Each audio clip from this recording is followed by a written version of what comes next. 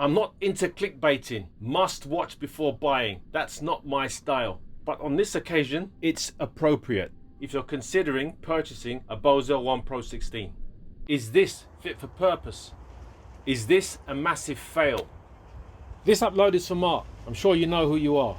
Mark raised some concerns about the new Bose L1 Pro's column.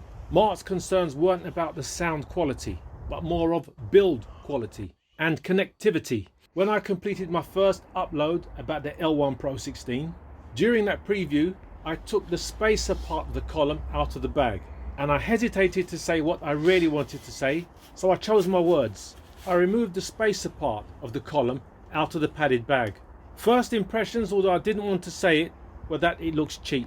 But I thought, no, don't be so hasty. That was just first impressions. So I chose the correct description of, this is full plastic construction. And then I decided to place that word cheap when I referred to the padded carry bag that the column comes in, comparing it to the quality of the EV Evolve 50's carry bag for the column. Back to the Bose column. This small section of column weighs 537 grams. It weighs next to nothing. I don't like to use the word nothing. And the upper part of the column, that is metal construction and holds all the drivers, is around 3.6 kilos, which is very nearly 8 pounds in weight. First thing that comes to mind is top heavy. When I first constructed this column, I never knew how it fitted. I wasn't too sure if there was a locking system involved or if it was just a push fit. So I put them together loose-ish, and when I played some music out of the PA, nothing came out. Then I realized I had to push them together a lot more firmer for them to work. No locking system for such a tall column I thought was a bit strange. Something to keep it more secure. I know it's not going anywhere, but similar PAs have some sort of locking system.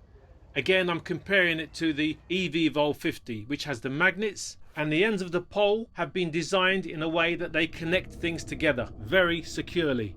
Please do correct me if I'm wrong, but are these connections on the L1 Pro in 2020 very similar or the same to those connections on the original L1? That's not great. Mark's concerns are also about the sway in the column when it's connected up to the sub.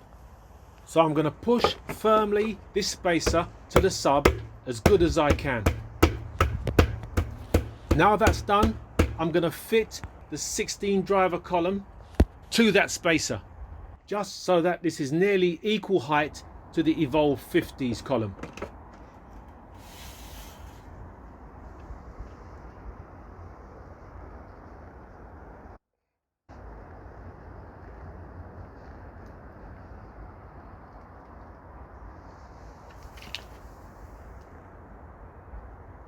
Done. I press them as firmly together as I can, and look at that. No, that's unacceptable. I've measured the amount of sway, and it sways about 1.5 inches to the left and 1.5 inches to the right. That's a lot of sway for a lot of money. I know the PA system isn't going anywhere once it's set up, but it needs to be more secure than that, surely. This isn't good. The amount of play in that bottom section, that spacer, is terrible. I say to myself, where's the quality control? The basics. This is sloppy. This is a joke.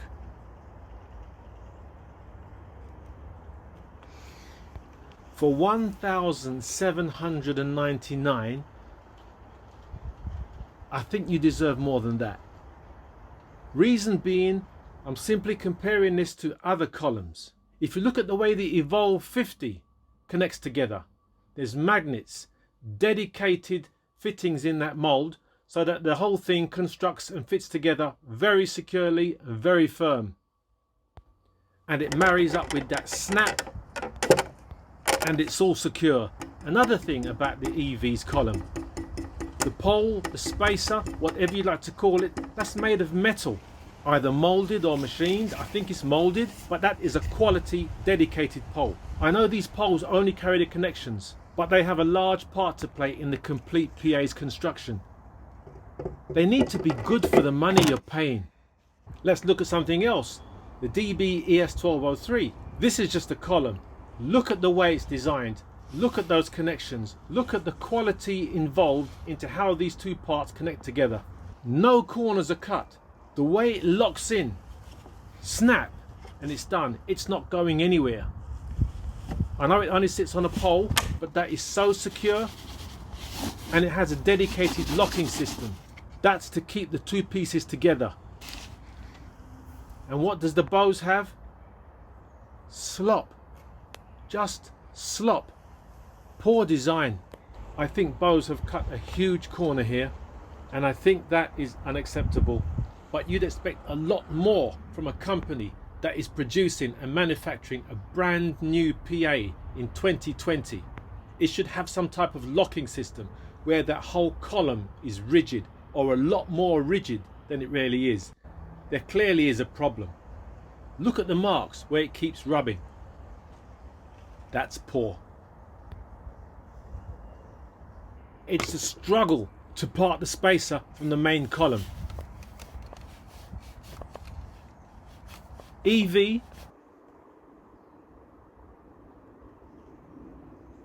and Bose has the slotted holes in the back part of the spacer for you to put your hands in to pull apart. It's still a struggle. There's nothing to hold on to.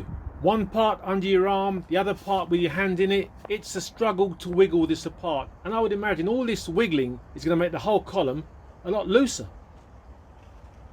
This hasn't been thought out properly. It's poor. It will be very interesting to know what previous Bose L1 owners are saying about this.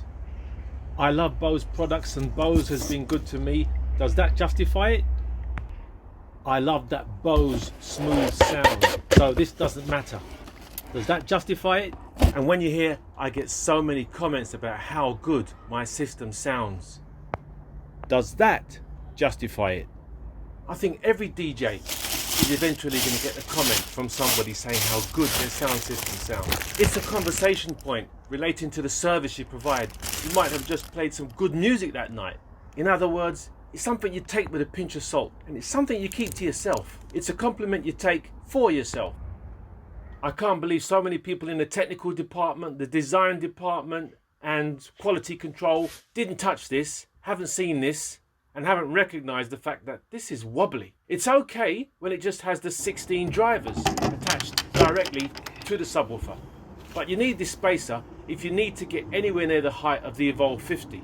And when the Bose does have the spacer, it still falls short of the Evolve 50's column height by about maybe an inch or two, something like that. Anyway, Mark, I hope you found this upload a little helpful. If I managed to cover exactly what you wanted me to cover.